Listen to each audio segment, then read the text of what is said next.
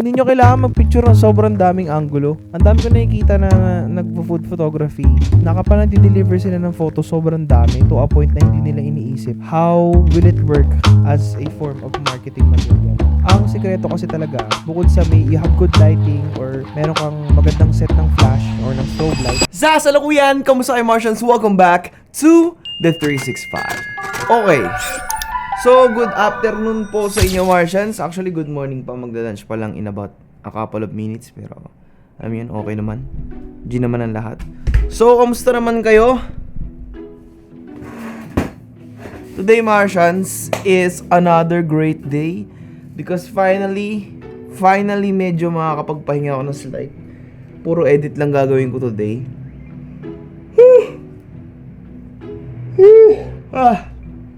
Today has been, it's a blessing, but actually, honestly, today, dapat meron din tayo isa pang ganap. Pero, I think na-move or na-pause. Ayun, mangyayari pa rin naman yung ganap natin dapat today, pero na-move lang. But anyways, na-miss ko kayo, Martians, kasi sobrang busy nga these past few days. Oras na, para magbigay tayo ng shoutout sa mga recent na nag-comment sa videos natin. Basahin po natin ang mga latest comments for today's video. Sa simula nung food photography. Sa hanap tayo ng isa shoutout. Big shoutout kay CKC ni Idol. Anong sikreto mo sa mabilisang uploads mo, lalo na sa FB, yung maiksing reels? Kakakita ko pa lang sa newsfeed ko, pagka-scroll ko, meron ka na agad pinost. The best. PS, sana ma-shoutout ulit ako, pero pabati na din sana sa 9th anniversary namin ng GF ko sa April 8th anniversary. May ginagawa kasi akong compilation ng mga influencers at celebrities na kilala niya and kilala ko. Big shoutout sa inyo, CKC ni Happy 8 years. Sana magtagal pa kayo up to 100,000 million 2 years. So, big shoutout din kay yung mga regular na Martians, di ko na babasahin comment nyo, pero special kayo para sa akin. Tulad niyan, yung mga common na si M. Andre G, si Randon TV23, si Maru Ashley. Yan, shoutout sa inyo guys. Mahal na mahal ko kayo. Thank you sa palaging panonood ng 365. Ito, may nag-comment si @Rosales Jeremiah 09. Gusto kong pasukin din ang food photography since wala pa dito sa province namin. Sino po ang marerecommend yung food photographers dito sa atin sa Pinas na nagtuturo ng craft? Wala akong kilala na nagtuturo. The only way kasi talaga guys, kapag may gusto kayong matutunan sa isang specific na genre, syempre YouTube. Kung attentive kayo sa mga videos na ginagawa ko, here and there, naglalagay ako ng mga paano ko ba sasabihin? Naglalagay ako ng mga cameo, ng mga sneak peeks, ng mga tiny bits na pwede nyo pick upin or mga hints. Kasi ayoko siyang directly ituro. Gusto ko syempre, hindi ako mahilig mag-spoon feed. Gusto ko makita nyo kung paano by just visually looking and watching. Kasi nandun na lahat. If you're not attentively watching, wala kang matututunan. But if you're paying close attention sa mga nangyayari sa videos, and of course, if you're listening to a couple of stuff na sinasabi ko, meron talaga kayo matututunan. Yun ang masasabi ko doon. Ito pa. Sino pa ba? Syempre si Kuya Marky. Big shoutout sa'yo. Alam mo namang gustong-gusto ko. Na-offend ako. Wait, gagawa ako vlog. Sobrang enjoy nung vlog na ginawa ko nung kay Julian. Ito pa. Andre Anor 7637. Ano po gamit yung apps para maging monitor ang laptop or PC? Tapos nakikita mo yung na-shoot mo sa monitor. Actually, ano lang naman, tethering ang tawag doon. Ang alam ko ginagamit ng mga tropa, either Lightroom or Capture One. Tapos kailangan mo ng tether cable sa gilid ng camera mo. Pero ako as a video shooter, direktang HDMI to HDMI lang ako para straight preview. Kasi video nga ako. Videographer ako 100%.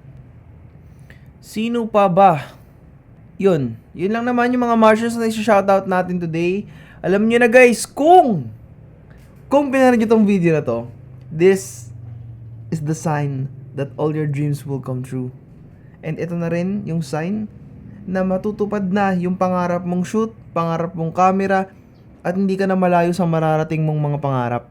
And of course, I'm sending you guys nothing but blessing and abundance. And of course, all the positive affirmations na kailangan nyo sa buhay, maging positive at malakas kayo dahil we started this week great. We're gonna end this week rock hard, solid.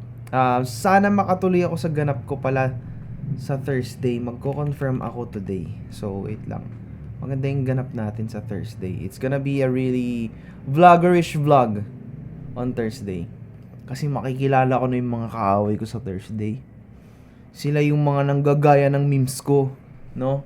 Hindi, joke lang, may event tayong pupuntahan sa Saturday. Ewan ko lang kung ipupush ko to. Hindi ko alam, paano ba? How to confirm. How to confirm. Kasi may ano sila eh, may... Dadaling ko rin yung mga onting kagamitan ko sa ganap na to. Kasi may event, yun nga. Ewan ko kung mapupush ko to, ewan ko kung magagawa ko to, basta. Tignan muna natin. Hindi ko i-reveal ko ano yung event. Kasi limited lang yung spots. Hindi ko pa pwede i-share. Siguro ganito na lang. Sige, reveal na lang natin. Sa mga Martians na curious, naimbitahan po ako sa isang event ng JG Superstore na meron silang talk about the DJI RS4 Mini. Curious ako dito sa gimbal na to. Actually, isa sa mga slight regrets ko to. Kung updated lang ako or may extra behind the scenes look ako sa mga bagay-bagay, baka tinest out ko yung gimbal, tinignan ko kung kaya nung gear ko at nag-DJI RS4 Mini na lang ako. Dahil galing po ako from RS3 Mini and then bigla ako nag-RS4. Wala naman akong gripe sa RS4. Yun nga lang kasi ang first option ko talaga before is bumili ng RS4 Pro na. Kasi pang endgame na. Hindi ko nga nabili kasi out of stock palagi. Tapos ito, bigla lumabas yung RS4 Mini nung bumili ako ng RS4. Tapos may AI capabilities pa. Pero alam niyo yun, titignan nga natin. So, kung tutuloy tayo, let's see. So, for today as well, Martians, no? Boom, sabog. Natin, paano 640 ISO tayo. Sa mga nakikurious dyan, talaga, sa mga BTS na nilalabas natin, dapat nagpipay kayo attentively kasi patawa-tawa lang po ako, Martians. Pero, may iniiwan ako mga tidbits of learnings para sa inyo. Para hindi kayo laging parang basta nanood lang. Pero syempre naman yun, gusto ko napapasaya ko rin kayo. Hindi naman pwedeng laging seryoso tayo sa buhay kasi ang sikreto po sa masayang buhay ay ang pagtawa. Syempre, pag napatawa ko kayo, tumataba rin ang puso ko sa pagpapasaya sa inyo dahil alam niyo namang importante kayo sa akin. Pero yun nga hanggang ngayon ha. Sa mga Martians dyan na lagi nagko-comment yung mga VIP ko. No? Tsaka mga kaugat, comment down below ano bang dapat nating gawin sa ika-100 na episode. Gusto ko gumawa talaga ng mockumentary or ng something na pasabog na pasasabugin natin ng internet. Kasi pwede tayo mag-involve ng mga taong sikat, taong content creators, ng mga hindi average na mga basta tao, mag-involve tayo ng tao. Ayoko siya maging parang regular na katulad sa 50th special natin, yung 8 uri ng clients. Gagawa tayo ng something really interesting, like pwedeng short film. Ang corny kasi, ang cornyan kasi ako minsan pag short film eh. Gusto ko talaga yung may injection ng humor, something that talks, something na relevant, and of course something na relatable. Relevant, relatable, humor. Yun yung mga key ingredients para sa akin to making something really good. But anyways, dinaldal ko na naman kayo. Babalikan ko kayo, mag-i-edit na muna ako. At kakatanggap ko lang ng pera ata. So wait lang. Yun no, padala agad oh. Grabe, tanggap na tayo ng pera. Let's go. Thank you, boss.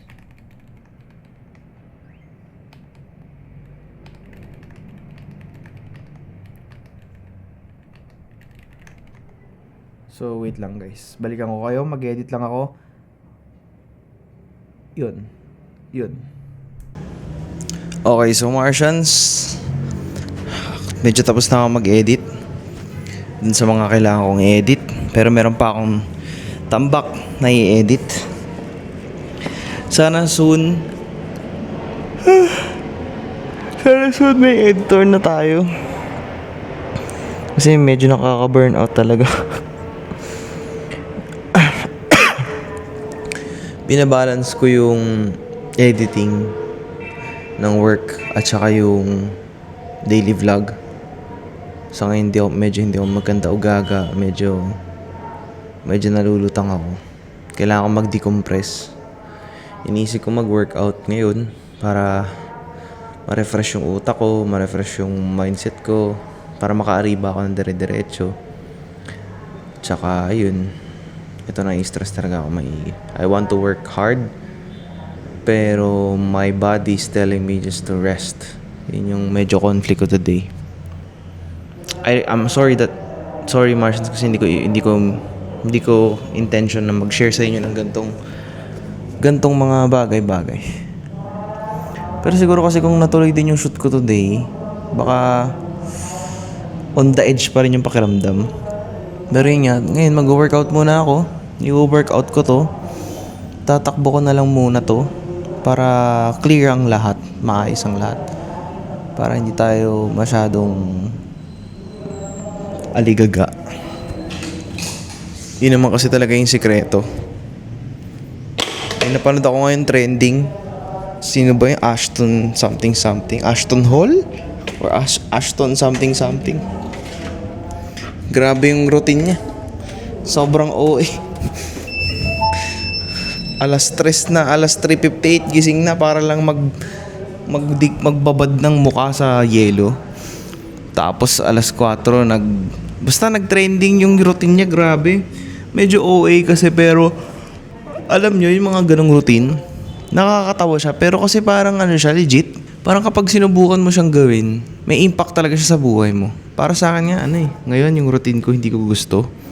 Kasi for me, I think ideal lang na gumising ka ng at least 5 or 6 a.m. Go for a quick run or workout ng 1 hour. Inject ng protein, oats, then work, then pahinga, then work out ulit kung kaya, and then work ulit. Alam mo yun, parang dapat talaga ang buhay kasi may routine. Hindi pwedeng parang maging fixated ka ng let's say I'm not hating on my employee friends or on employed people. What I'm just trying to say is dapat meron kayong routine sa buhay nyo. Kasi nga, tinuro sa akin ng lolo ko, you only have 24 hours a day. Paano mo to gagamitin? Paano mo to i-expand? Paano mo siya babudgetin? Kasi time is money. And yung pinakalibreng pera na meron tayo araw-araw is time. So if hindi mo alam kung paano i-budget yung oras mo, yung time mo, I don't know. Siguro you're missing out you're basically missing out on the greatest luxury a person can ever have. Time. Kaya kung may time kayo, if you're working, pag uwi mo, pwede ka pang mag-workout, pwede ka pang huminga, pwede ka pang gumawa ng something that will help you improve your day-to-day life. Especially, alam mo yung durability mo as a person, because it's not forever that you're going to work. Hindi habang buhay na may malakas ka rin. Kaya ayun, go workout muna ako guys. Babalikan ko kayo. Lalaban natin to. Let's go. Okay, so Martians, today, it's been a chill day kasi puro editing pinagagagawa natin, puro trabaho, alam niyo na. Ano lang, today, medyo naglaylo ako hindi naman naglaylo masasabi natin today is really just purely a rest day. Kaya, iba yung pagod guys, iba talaga. Gusto ko lang din magbasa ng mga comments today ng mga Martians. Kasi alam nyo, minsan guys, yung mga comments nyo, content ko na rin yun Dahil solid kayo, tsaka iba talaga kayo. Ibang pagmamahal nyo, ibang Martians. Iba yung blessing and abundance na darating sa inyo. Ngayon medyo okay na ako kasi nga nakapag-workout na ako. Kung papansin niyo halos mukha akong same outfit. Pero halos mga 3 piraso ng damit ko, ganito yung outfitan ko para, alam mo yun, mga pambahay clothes kasi. Yung mga pambahay clothes ko, hindi ko na pinag-iisipan. Pag bumili ako ng damit, 3 itim, 3 puti, 3 gray. Kasi yun nga, we're a working person and we're a grinding person. So, basically parang uniform mo to pag nasa bahay ka lang. Ganun. So, sa mga nagtatanong, napansin ko recently sa mga Martians, may nagtatanong about sa food photography. Ang dami nyo na nagtatanong. ito lang yung masasabi ko. Kung nag-take note kayo sa in-upload kong vlog nung kasama ko si Julian nung the other day, marami talaga kayo matututunan doon sa vlog na yun, kung papansin niyo. And especially yung vlog kahapon. Ako po kasi, nag-specialize ako sa videography talaga. Pag photography, food lang, pero hindi ako mahilig mag-portraits. Pero kapag kailangan pag kailangan mag-portrait photography, why not? Pero hindi ko kasi talaga siya madalas ginagawa at hindi ko siya priority kasi nga hindi ko siya trip. Yun lang masasabi ko. Wait lang, lobat ako Kung tinandaan nyo, siguro we can recap. Merong 5 basic angles na dapat yung i-deliver sa food photography or compositions. Meron tinatawag na portrait, meron tinatawag na portrait na close-up, indulgence shot, landscape, which is pang-apat, and lastly, serving. Bukod sa serving, pwede kayong magdagdag ng another. Siguro kasi kapag magdi-deliver kayo, ito lang yung sikreto. You can limit your photos from 5 to 10 shots. Hindi nyo kailangan mag-picture ng sobrang daming angulo. Ang dami ko nakikita na nagpo-food photography. Kapag nadi-deliver sila ng photo, sobrang dami to a point na hindi nila iniisip how will it work as a form of marketing material. Ako natutunan ko to along the way sa mga mentors ko, sa mga nakatrabaho na talaga sa industry. Like yun nga, si Boss K. Ang dami ko rin tutunan dun kay Boss K when it comes to styling. Pero kasi, alam mo yun, I leave it to them kasi photography yun. Hindi ko gustong i-embody ang photography. Mas 100%, siguro 90% videographer, 10% photographer ako. Ganun ko nakikita yung craft ko ngayon. Kung papansinin mo yung difference din ng shoot with Julian versus sa shoot with Boss K. Si Julian, yun nga, he's learning the ropes and I'm proud of his progress. And kung papansinin nyo din na doon sa dalawa nating episode, si Julian, sobrang mini-make sure niya kung okay yung bawat shots niya, yung composition niya, tinatanong niya yung client niya. Kasi yun yung shinare ko, yun yung tinuro ko sa kanya. Dapat, kung hindi ka sure, tanongin mo si client kung happy sila with the shot. And forever na yung nag-stick sa kanya hanggang ngayon. Hanggang ito, nag-shoot siya ng first big brand niya na talagang big brand. Kasi iba yon compared sa mga local kasi yung kinukuha na ni Julian, yun yung naging breeding training ground niya. Hanggang sa nakita ko na ready na siya, na-recommend ko siya. And then, na-recommend ko siya kay Boss K, na ito Boss K, okay to, solid to. And then, sinubukan siya, and then, ayun, diba? Siguro ako, I believe in people, besides their goodness, their kindness, their skill as well. But, nagkakaroon ka ng humble beginnings, yun yung mga taong masarap tulungan talaga. Sila yung mga deserving na tao para sa akin.